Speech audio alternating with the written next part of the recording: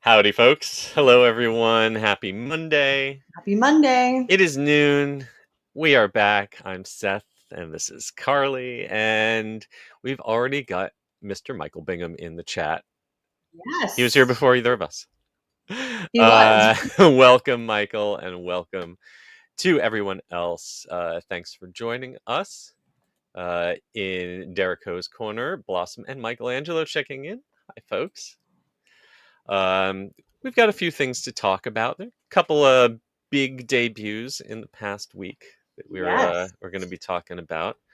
But I gotta say, I don't have any theme park adventures to talk about this week because again, I was a typing cat sitting at my computer, and yeah, did not barely got out of the house. So Yes. Well, I have some fun to share, and I yay. may have went to the annual pass holder preview for Test Track. So Oh, okay. So I am. You all heard my hot take on Test Track 3.0 or Test Track 2.5, as I like to call it. But I am curious to hear what you have to say. Uh, we've got Eric O checking in. Sorry, he's got Mondays off work. ooh, Good for you, good. relaxing and listening to our show. That sounds like a great choice to me. All Perfect. right. And if I can just keep my microphone from falling over, I got to tighten this thing up. All right. Well, we've got a few people here watching, so why don't we go ahead and kick this show off in 3. Please lower your head and watch your step while boarding. Welcome to the Attractions Podcast. You are all clear for dispatch. Have fun. Hello, everyone, and welcome to the Attractions Podcast, sponsored by MEI and Mouse Fan Travel. I am Seth. And I'm Carly. And we are here to talk to you about the latest and greatest in theme park news and more, as well as what's going on in our own lives. And I had a very quiet week at home working on my book, but you had a birthday week, so happy birthday. Yay. Thank How you. was it? It was amazing. Yes, I do share a birthday with Disneyland. I feel like that was, ingrained in me from birth. It was wonderful. The day before my birthday, I turned in my full manuscript for my book. Then it was my birthday. Such a weight off your shoulders. Yes, I never knew until you get proofs and have to start correcting. Yeah, exactly. I'm excited for that. I just feel like, this has been such an exciting year with Epic, and we've been doing so much that I really just wanted to take, I called it like my disassociating at Disney weekend. So I had like a true lost weekend at Disney World, which I haven't done in a long time. I made no plans. I just like slept in, did whatever I wanted, did a lot of swimming.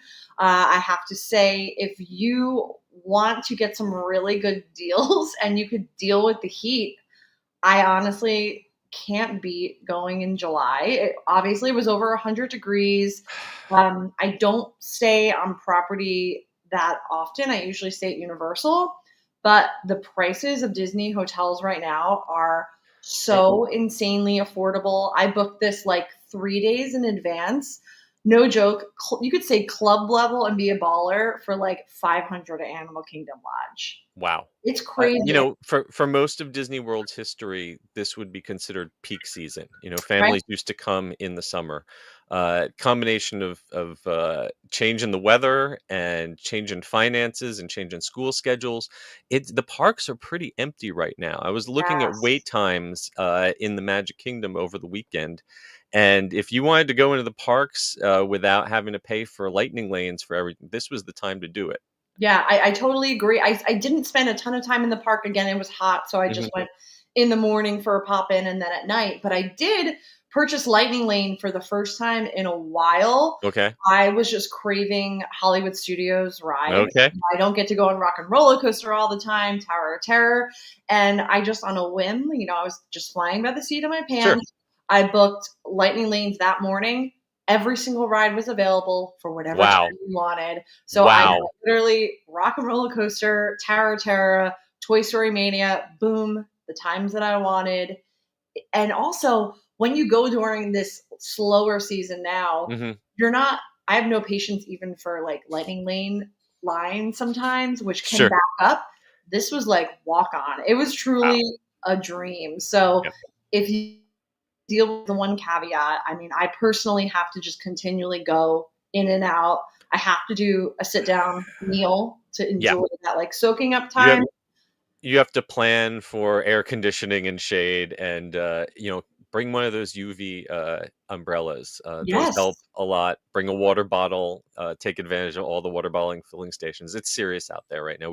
No, Had it's heat really serious. Yeah. we had heat advisory over the weekend, and we were trying to do some mulch in the backyard. Not a good choice. Not a Not great a good choice. time to be No. mulching now. It's stifling. It's Yeah. very difficult. I pray for the families that drag your kids from 8 a.m. to midnight to get, all the money's worth, because I know the pressure. We have it a little different since we're all annual pass holders and can like pop in and out. I don't know how you do that, but if you want deals, another thing, every reservation for any restaurant you wanted was available. Available, I'm yeah. talking ADRs, gas, yeah, easy to Disney's get prime ADRs right time. now. And it's like not just like a 9:40 reservation, like 5, 6, 7. I mean, all the main Yeah. dining times. It is wonderful, and it's just it's so crazy. It's great for the guests right now. It's not sustainable long term. This is kind of crazy. Yeah. I don't think I've seen it this slow in the summer Right.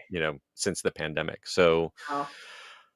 yeah, it's it's a little scary if you're looking at the bottom line, but for guests right now, there's some great deals. Yeah, For sure. absolutely.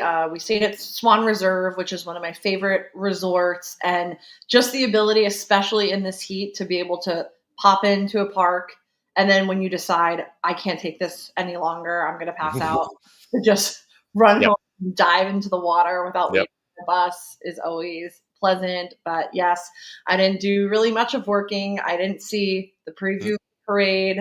I Nope. tried to see the new villain show, but it broke down when I was leaving. It's fine. It'll be there. Highly recommend disassociating at Disney. I love it. And I did do the one thing I really wanted to do was get a virtual queue for the annual pass holder preview of Test Track. Okay. So I was able to do that. So we talked in depth about Test Track when I gave my hot takes on it. What did you think? Okay, so let me preface this. I don't like cars. I don't drive. I can drive. I just choose not to. It is not my thing at all. I really disliked 2.0. I didn't like making the car. I always volunteered to hold my friends' bags, and I would go get a drink when they'd go on 2.0. It just wasn't my thing. Did you have feelings about the original Test Track? I love the original Test Track. Okay. Yes. And I love like the history of Epcot. I don't know how. Maybe I just was so happy to not design a car. I actually teared up on this version. Oh, okay. Yeah, I don't know why. I loved the I didn't watch many spoilers. I did obviously see things here and there. I read our story. I listened to you, but I didn't watch too many videos. Sure. I loved the uplifting tone of it. It was inspiring. Yep. I felt just so like hopeful. I don't know. Maybe that's what made me emotional. I really liked it. Great. Yes. Yes. You know what? I'm gonna give it another try. The grand opening is coming up tomorrow. Yeah. And if I can get away from my manuscript typing long enough, I might head over there and give it another shot. There's not really much. I'll be using the single rider line for sure, because there's no reason to wait in the queue more than I agree. I did wait through the queue. They gave us the option to do either, but I wanted for the first time to go through the queue. It's fine. It's cool to see the vehicles, but it is really nothing to do. I wish they introduced the character. I don't want to spoil too much. There's a character once you're on the ride. I wish they introduced it. I wish they kind of made it like, Buzzy from Cranium Command was this adorable thing. I feel like they could have paired history with this cute little voice and made a more character that would have like a cult following, likely, some stuff. But I enjoyed the experience. I left and I was like, I'd like to go on that again, which I usually don't say. Awesome. Well, I definitely agree. That it was an improvement over 2.0. Yes. Definitely an improvement over 2.0. But Part of me would still love to rewind the clock and go back to the original test track, as long as that crash scene is still working. I only got to Yes. see that a few times in person. Yes. I do. I wanted to ask you that scene before you go outside when you're Hmm. in that futuristic The city. big dome, yeah. Yes. Are those doors supposed to be closed when you approach it? So, yes, when I wrote it, the doors were closed and then slid open just at the very last second. I understand that during previews, there was an incident where they did not open in time and made contact with a vehicle, and they're, at least for now, being locked in the open position.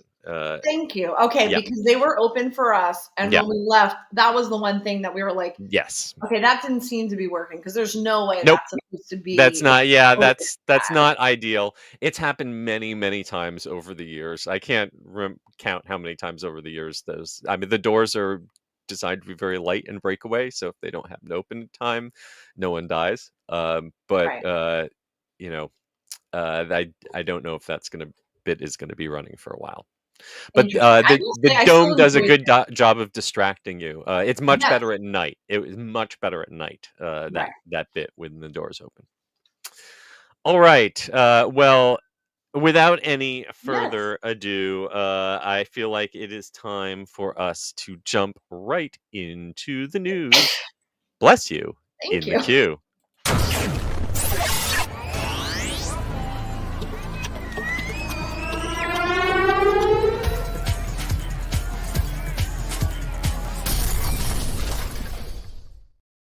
Right, we are starting off here in Orlando with the big news at Walt Disney World.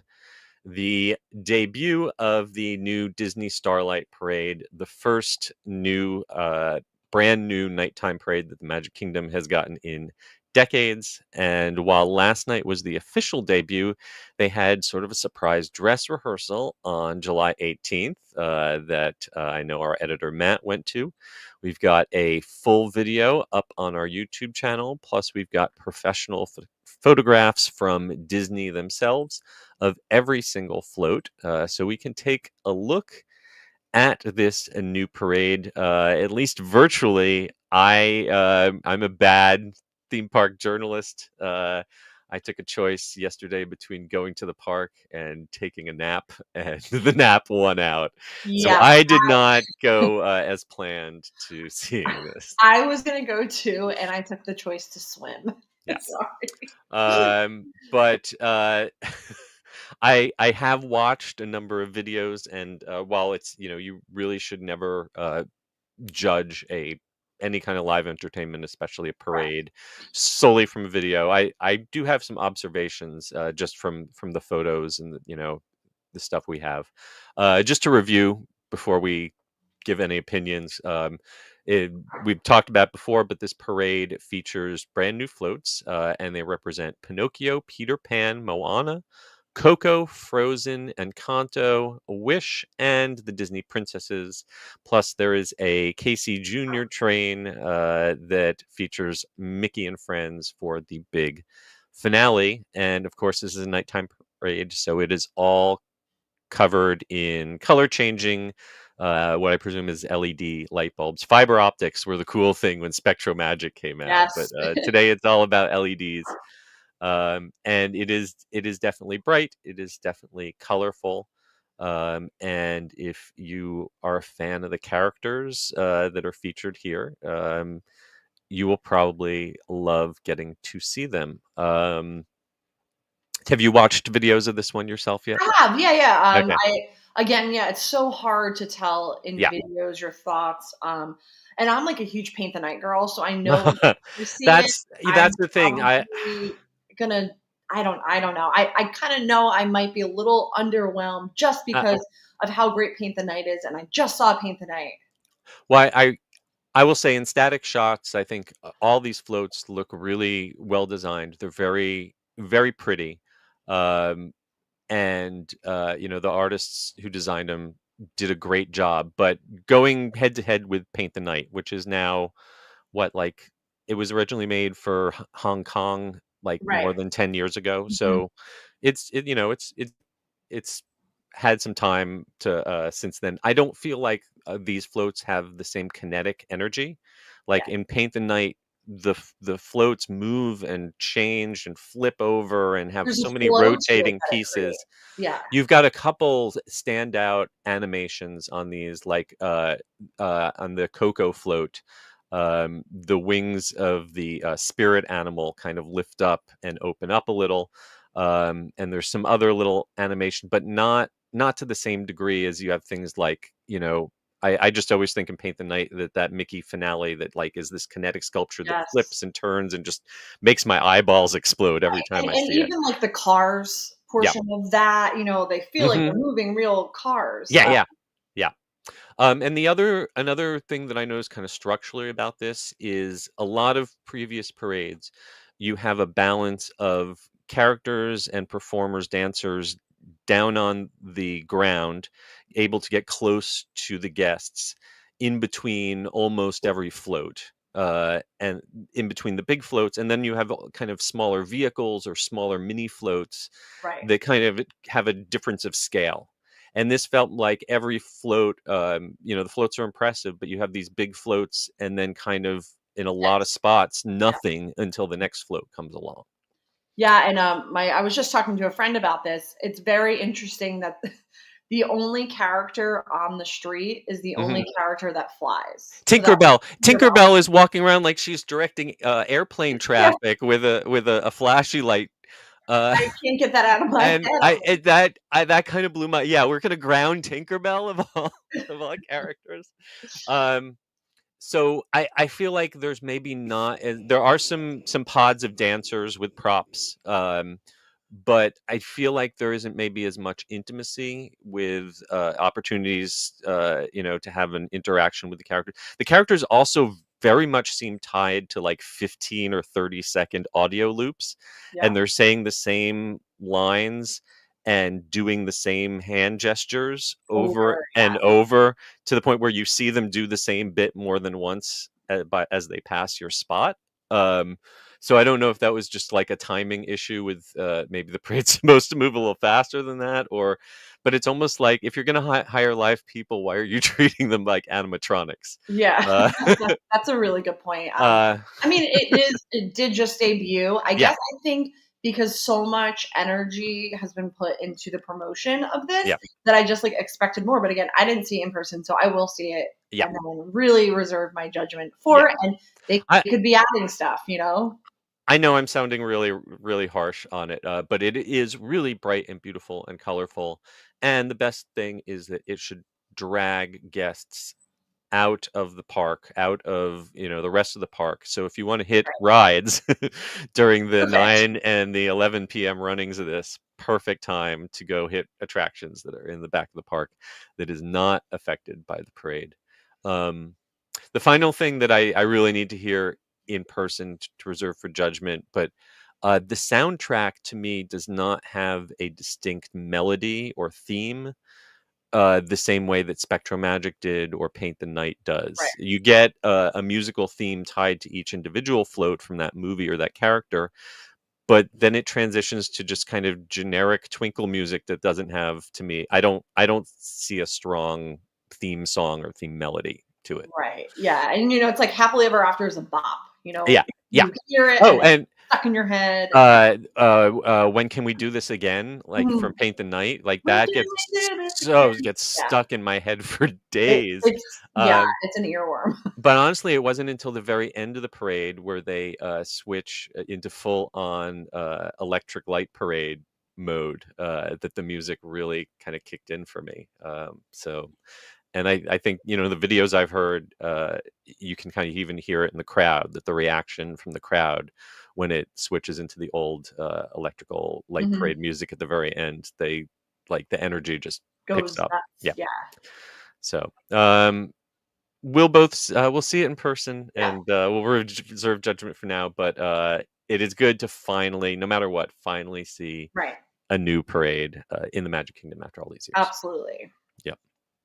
Okay, next up, Universal Orlando is doing something that we have seen Disney and other theme park companies do over the years. They are doing a museum tour. They are combining the art of theme parks with the science of STEM to debut Universal Theme Parks The Exhibition at Philadelphia's Franklin Institute in February of next year. And they have just released some additional information and details about this really exciting exhibit. I love the Franklin Institute so much. It was one of my favorite family museums growing Right. up, and I can't wait to see this. Right. I'm just so happy that they're finally tapping into nostalgia. It's like all we see now in the parks. It's like, give us what we want. They weren't doing it for so long. We have the Peacock documentary debuting this week also. So it's kind of like overdrive into this. And, this is what we want. We love it. So, Yes. And I really love Universal Creative getting the same kind of recognition that Imagineering has gotten for all these years. absolutely. Because they really are on the absolute same level when it comes to pushing the industry forward. So this is running February 14th through September 7th of 2026. It's an 1,800 square foot exhibit full of ride vehicles, costumes, props, and artwork from the theme parks, ranging from California's original Studio Tram Tour all the way up through Epic Universe. And it is interactive. So kids and their parents are going to get to design their own roller coasters and even design their own Universal monster. Yes, that part I'm- sounds really cool. yeah. Yeah. It looks amazing from the concept art. This is also where the Disney 100 exhibit debuted. Yes. I feel like it's very fitting that it's here. So we've got 8 galleries in this exhibit, and they've now given us previews of 3 of them. Storytelling and wonder, technology and innovation, and scares and horror. Yes. That one's for all the HHN fans. And they've got behind the scenes bits and pieces from everything from Isle of Berk to Jurassic Park and Halloween Horror Nights. So some of the concept art here shows big, what I imagine is maybe video screens or touch screens. There is an animatronic head that it looks like you can program yourself. You can play with buttons and Wow. make the head move. And way here in the back is the head of a triceratops, it looks like. And I am wondering if that is from the old Triceratops encounter that was retired at Jurassic Park, where Velocicoaster is right now. I think it would be really cool if some of these are actual retired animatronics. Yeah, I mean, I'm just so curious. I mean, obviously, we know about the Walt Disney Archives. Universal also dates back many, many decades. Yeah. If you think about Hollywood, and just saving stuff wasn't a thing. Television production never saved anything; it went right. In the future. So I wonder how much they actually have. Like, I would love to know what they have from the Tram Tour debuted and whatnot. So that I'm very curious about that. Yeah.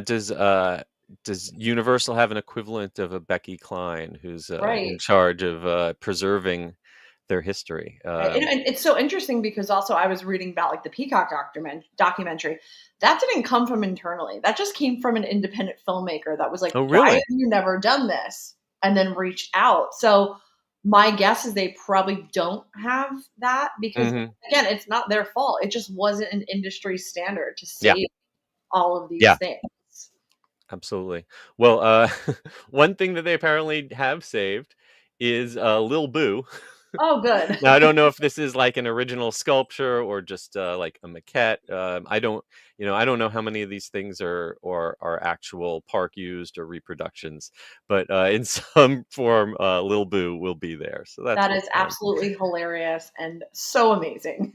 And one more thing that I gotta wonder if it's going to be part of this is the model of Epic Universe that is currently located at the Epic Universe Preview Center in Universal City Walk. That obviously they don't really need a preview anymore now that the park is open. And I would not be shocked if that closed up by the end of this year. Yeah. I That mean, would I be a can go perfect either addition to it. way, because the casual theme park fan might not even know about Epic Yeah, Universe. So maybe this is a way to be like, oh, you're coming yeah, to Universal Studios Florida. Look at this. sure. And I can see keeping it there, through the holiday season. But I think by 2026, anyone who's planning a trip to Universal has probably heard of it Right. then. So, um, well, so this exhibit is a collaboration between Universal Destinations Experiences and the design agency MDSX, which is ironically enough worked with Walt Disney World before Right. Yeah. on Happily Ever After and Disney Enchantment. And they also work with SeaWorld. So uh, make your plans to visit Philadelphia in February of 2026 and check it out when it opens. Yes. All right. And next, last up in news in the queue, we've got a brand new space themed indoor roller coaster, not one but two, coming to Ooh. Legolands. One to Florida and one to California in 2026. And I know our friend and former co-host of the show, Banks Lee, was very excited about this project when he left Legoland. He's now over at SeaWorld, but I know he was posting on social media, very excited to basically be building the first new roller coaster that either Legoland has gotten in a very long time, and their first indoor highly themed coaster. It's a big step forward for Merlin. Yes, I'm actually really excited for this. I love Legoland. I don't go there as much as I'd like to go there, but it is a great park. And this sounds they keep pushing the like immersive narrative. Like Hmm. this is going to be huge, and it's much more than just the roller coaster. So I feel like the hype surrounding it has made me also hyped. Yeah. The details are still a little sketchy. We don't know anything about exactly who's manufacturing the roller coaster or the statistics on it. But do not go in expecting Space Mountain or Rock and Roller Coaster, Right. because this is intended for families with children ages 2 through 12. So I think we can expect more like a barnstormer indoors, maybe more on that kind of level of thrill. But these are not going to be cheap rides. They're spending approximately $90 million combined on this project. Wow. So here's what we do know. Um, it is going to have in Florida the name Legoland Spaceport 885, which is a tribute to one of the original Lego space sets, the Yeah. Scooter set. Um, and this is their first new roller coaster since 2011. And it's going to, in addition to the roller coaster, there's also going to be a retail shop and some play areas for little kids as well. Yes, and I mean, I love in this concept art. It looks like a whole entire new land, Yeah, essentially. I don't know if they're using the word land in the language, but it does look like its own little land. yeah. It's kind of maybe a mini area. Right. It's just got the one attraction, it seems. But one thing that is a step forward in terms of theming for them is that they say that there is going to be an story-driven queue that is indoors. So that's definitely an upgrade for Legoland. And they are also doing a similar thing over in California, but their version's called Spaceport 886 instead of the Space Scooter. It's themed after the Space Buggy. And I gotta say, California, at least from the concept art, looks like they're getting a slightly more lush and elaborate version. I think it might be incorporating some flat rides that Right. uh, Mhm. are, are that are there currently, and they are also getting a new quick service food location added as well. Ooh, maybe some space food. They can have some real fun with that. Yep. So Galactic Grub and Gear, and it's promising out of this world food and beverages. And it's right next door to the Junior Astronaut Training Zone, which is a little playground for the kids who are a little too small for the roller coaster. Yes, and this seems like it's happening pretty aggressively. Yeah, I mean, this is this has mid gone 2025 vertical. Yep. already. Yep. We got a construction well underway for this. Do not have an exact date for when in 2026 we will see this, but they will both be opening on both coasts next year. Wow, that's quick. Yep. All right. Well, that just about brings us to the end of our news in the queue.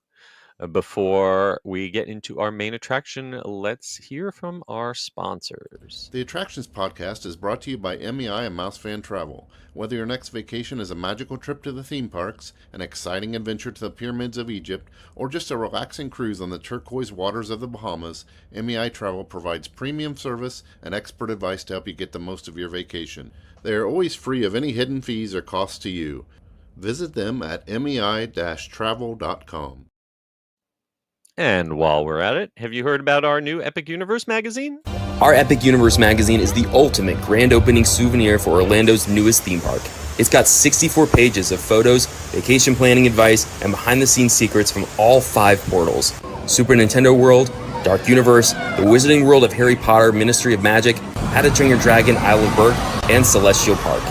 It's not every day a new theme park opens in Orlando, so mark the moment and celebrate history with the Attractions Magazine Epic Universe Grand Opening Issue, now available at attractionsmagazine.com.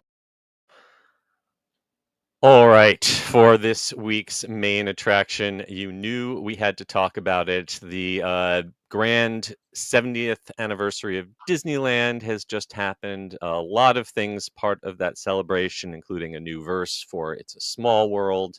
Peach Dole Whip, which just debuted on the 17th, which I can't wait to try. Lot of new things. The new little film that they've got about the Sherman Brothers in Main Street Cinema. But honestly, the only thing that everyone is talking about is the Walt Disney animatronic that has debuted inside the Main Street Opera House. He is going to rotate with great moments with Mr. Lincoln. But for now, it's all Walt all the time. And people have very strong feelings about the Walt Disney animatronic. So we're going to take a look at some photos. We've got video up on our YouTube channel that you can watch for yourself. But I think even more importantly, we have a firsthand review from someone who, our own producer, Jeff DePauli, who got to see it firsthand in person, which neither of us have gotten to do. So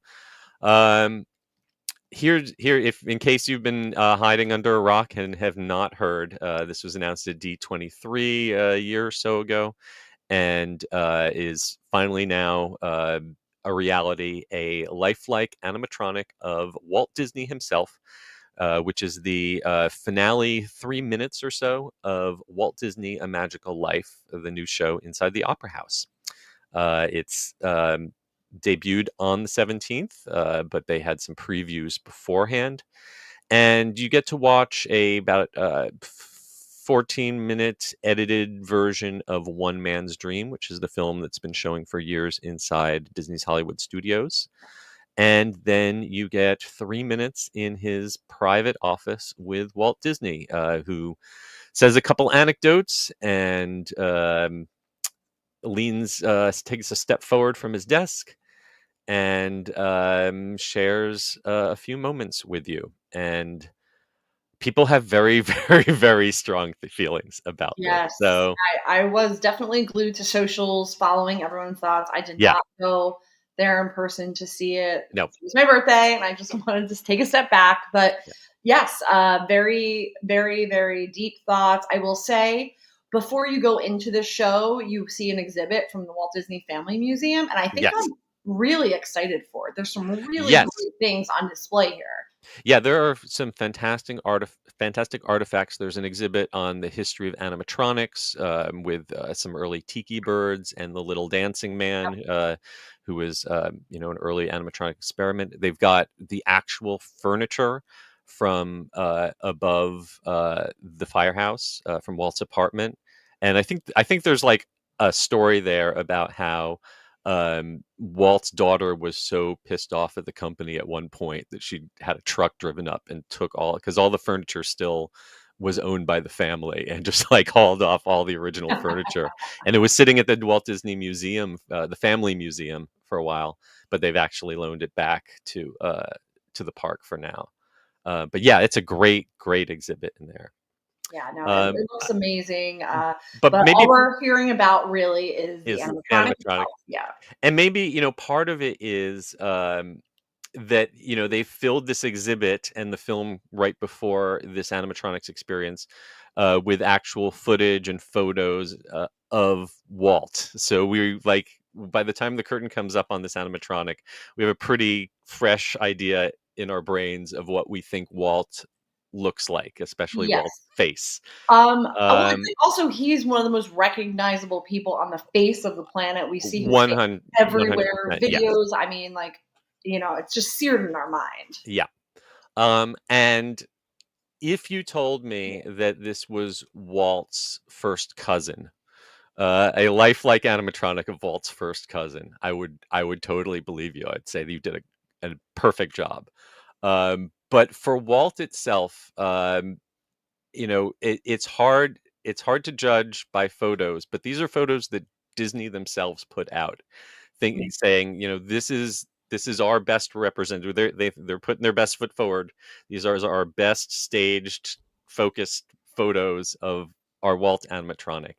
And the photos, the videos, the not in-person experience, but the virtual experience I've had, it's my lizard brain is saying he's in the wrong aspect ratio. Like he was supposed to be in 16:9 and they stretched him out to 4:3. Like when you had a DVD player on the wrong settings back in the day. And it's also like, for me, it's like the shoulders and the face shape. It is, yeah. The face should be taller or slightly more narrow, and the angle that it makes with his neck and his shoulders, it's like his neck isn't quite long enough, or his shoulders are hunched. Punchy, But if you zoom back out and you don't look too much at the face and you look at the body language and the body posture, and especially the way he kind of takes a step forward from the desk and leans back into the desk, mannerisms are there. Absolutely stunning. And so let's jump over from our worthless armchair opinions to someone who actually has seen this thing in person. Jeff DePaule wrote a great review of seeing this in person up on our website. I encourage you to read it in full if you are feeling salty about it, like me and Carly.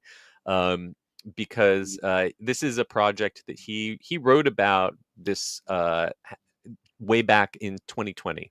So he's very prescient, half a decade ago, wishing and hoping this into existence. And so he's got a high standard, and he sat in the front row. And the bottom line is, to him in person, it simply looks like Uncle Walt. Which I think is the highest compliment that you could pay to it. So, and also, like, I was thinking about this. I never saw Walt Disney in person. Yeah, no, none of us have. Or videos, and like, camera adds 10 pounds. It's like you look different on camera than you camera, lighting, the perspective. Even just the fact that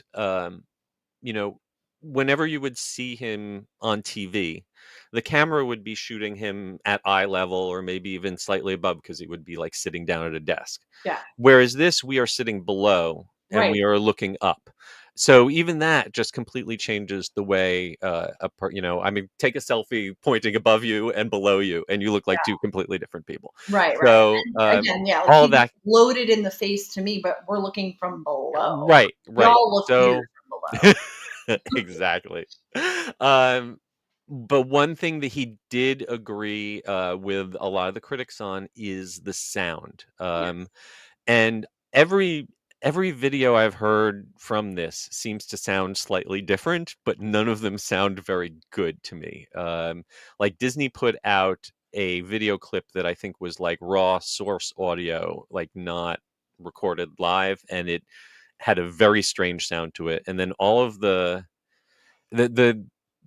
phrase I keep hearing people use is tin can. It sounds like he's inside a tin can. So they use some sort of maybe AI to take a bunch of different actual audio clips of him talking and clean them up and stitch them together. And the matching of the levels, the tone, it just something's not quite right there. I think that's one thing that he agrees with pretty much everyone on. Yeah, I mean that's definitely the general consensus. I really I wish there was a way that we could get to the point where we could place a little speaker inside an animatronic's throat. Because so much of human speech is like the reverberations of how it comes through your sinuses and Right. comes through your nose and your mouth. And just having a speaker sitting behind a figure is not the same as actually having the voice like coming out. from them. Yeah. I mean, that's a great point. Maybe someday. Right. I mean, I will say him walking is really freaky because the mannerisms do look good. Yeah. The pupils that are like twinkling is really freaky. Yeah. And I believe that is called the corneal bulge. I Yes. think I've read that they did some new kind of thing to I don't know if it's glass or whatever material they use to make the eyes of the animatronic so that it really like catches the light and reflects back at you. In a very like creepy way. And you know what? The bottom line that I think that Jeff points out here is like, is this perfect? No. But the task at hand was far greater than one could ever imagine nor want to take on, Let's compare this to any of the Hall of Presidents. Let's compare this to Ellen DeGeneres back in the Ellen Energy Adventure, or Domhnall Gleeson in Rise of the Resistance. But I will say, I think Jack Sparrow is like a perfect animatronic. Jack Sparrow is still really, really good. But if you notice, so much of the Jack Sparrow is in the sculpt, but not in facial animation. There's hardly any facial animation at all. And the one at the end that talks is the least good one. The one that like pops up out of the barrel or is just standing there swaying. Fantastic, because it's just kind of like big movements. It's not those little subtle facial details that they're trying to get out of this Walt. I mean, and I'm sure like some faces are just easier to make a sculpt of. Like if you, I don't know, a chiseled jawline might be easier to create an animatronic face of that because it's more structured. It really, there's so many factors. I mean, and in a way, like, if just in terms of the texture, the little subtlety of the eye blinks and the different muscle motors that they have up in the forehead, this might be like just about as far as you can get with a physical animatronic. And like maybe the only place to go from here is the ones that are a hybrid of a physical and projected, like Victoria Frankenstein over in Monsters Unchained. That one's amazing to me because like the first time I saw it, I was like, how are they doing this? Because her facial expressions are so subtle. But then again, I don't know her as a real person. I don't know if I had the real person who that is modeled after standing next to it, I might not be as impressed. Right. Yeah. I mean, and that's exactly it. There were so many people comparing this to Frankenstein. That's Frankenstein's not a real person, so you could really make any, and then we see so many variations of Frankenstein where there's that like cartoony doll version, there's so many ways to go. So it's really difficult. And again, like the challenge of taking this on, I would not want that burden. Oh, no. Thankfully. And especially, you've got fans who are going to hate on it. You've got members, some members of the Disney family were supportive. Some members definitely were not.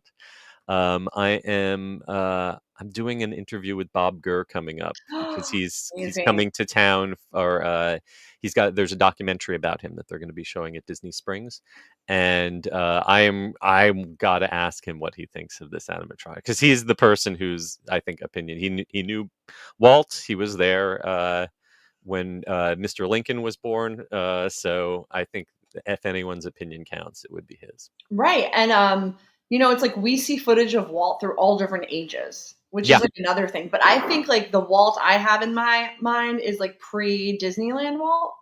Yeah, I believe that they set this. Did they say was it 63 that they Yeah, said? so it's like the Yeah. later Walt. Yeah. Yeah. So not just before his death. So his face is a little fuller than if you remember from like the Epcot film, like those last few films that we remember of Walt. The photo of him with Mickey on the fire truck. He was sick then. His face was a lot thinner then. So this Okay. was kind of like at the peak of his health or whatever. So Right. um yeah, I am looking forward to seeing this in person in about a week and a half. I'll be out Amazing. there. And I'm also happy that it looks like the virtual queue that they were using, they said was going to be required for this, lasted maybe a day and a half. That makes me happy. Yeah. It looks like it's back to standby. Maybe if they get a surge of people, they'll switch it back on again. But looks like it is back to standby, which is the way attractions like this should be Yeah, for and me. you know what? I kind of had this weird moment over the weekend, which made me realize, we know about the history. We've been going to the parks for decades, but there's also little kids coming in, and maybe they think of Disney World as like a Toy Story place. They're going to get introduced to the story of Walt Disney if they didn't know. And the craziest thing is, this weekend I was in the Creations shop in Epcot, and I was just looking around, and there was like the Walt partner statue that you could Hmm. purchase that's like yay big. And this little girl goes up and she's like, "Mom, that's that man." And I was like, "Oh, wow." It's like we know Walt Disney, but Yeah, what about the generation? no, We need to preserve history. there's a whole generation for whom Walt is nothing but a mascot and a Mhm. name, and If they to even make know a it. connection, Yeah. with him as a human being, I think, that if this show achieves that, then it's done its job. So. Agreed. Yeah. All right. Well, that is just about going to bring us to the end of this show. But before we go, we have to check out a few of the comments that you folks left for us. Michael Bingham was checking in. He is going to be having some theme park adventures next month, including going to the UOAP after party. Be careful out there. Remember to hydrate. It's hot. Yes. Please. Um, and Vince Lamb was checking in to wish everyone a happy National Junk Food Day. Ooh. So yeah, everyone go out to a theme park and eat something that is terrible for you. The worse the better. um, Michael Bingham pointing out there. I had that mention of the electrical light. I'm sorry, Main Street Electrical Parade reference in the new Disney Starlight Parade, but there's also a little nod to Spectro Magic with Jiminy Cricket, the very last little bit at the end. You're absolutely right. What else do we have here? I think we're going to let that be the last word out of our comments. But we want to, before we go, first thank our sponsor, MEI and Mouse Fan Travel. Be sure to purchase your copy of our Epic Universe magazine from our website. And also, I want to remind you to please give us a rating and review on Apple Podcasts, or Spotify, or wherever you happen to listen to us. And also, please give us a like and subscribe on YouTube. And then follow us at attractionsmagazine.com and search for Attractions Magazine on your favorite social media platforms. Carly, where can folks find you Yes. on the interwebs? You can find me at Adventures by Carly. And you can find me at Eskabursky or at The Unofficial Guides and pick up copies of my books at theunofficialguides.com. And until next time, we hope you folks stay safe, try something new, but most importantly, have fun. We'll see you again next time. Bye. Bye.